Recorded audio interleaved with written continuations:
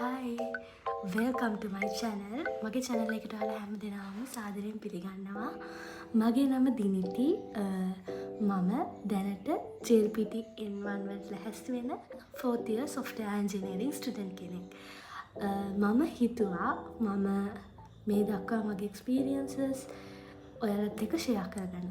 ඔයාලා දන්නවද මෙන්න මේ Japanese channel එක? Bit Size Japanese TikTok එකේ සමහරට ඔයාලා ඒ වීඩියෝ එක දැකලා මේ වීඩියෝ එක බලන්න එනවා වෙන්න පුළුවන්. මම මේකෙත් ෂෙයා කරා.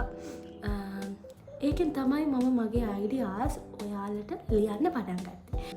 ඇත්තටම ඒ ඔයාලගේ ප්‍රශ්න මම මොන වගේ දේවල්ද ඔයාලට කියන්න ඕනේ මගේ දේවල් ගොඩාක් ඔයාලා මට ඒක comment through සහ direct messages වලින් මට request කරලා තිබුණා. ඉතින් ඒ හැම දෙයකටම ගොඩාක්ම thank you so much. මම අද මෙහෙම කතා කරන්න හිතුවෙත් අන්න ඒ comment සහ messages නිසා. YouTube channel එකක් පටන් ගන්න කියලාත් ගොඩක් comments messages ආවා. ඉතින් ඔයාලා ඒ channel එකටත් ගිහිල්ලා බලන්න. මම මේකේ description එකේ දාන්නම්. ඒ channel එකේ ගොඩක් tips මම share කරලා තියෙනවා. මම ඒක දිගටම continue කරනවා. හැබැයි මට පොඩ්ඩක් ඒක type කරන්න time යනවා. ඒ නිසා මම හිතුවා ලියන එකට වඩා වේගෙන් මට කතා කරලා ඔයාලට දේවල් කියන්න පුළුවන් කියලා. ඒ නිසා මම YouTube එකේ videos කරනවා. මට නිතරම YouTube එකේ කරනවා. ටයිම් එකක් හම්බුනම TikTok එකේ කන්ටිනියු කරනවා කියලා හිතුවා.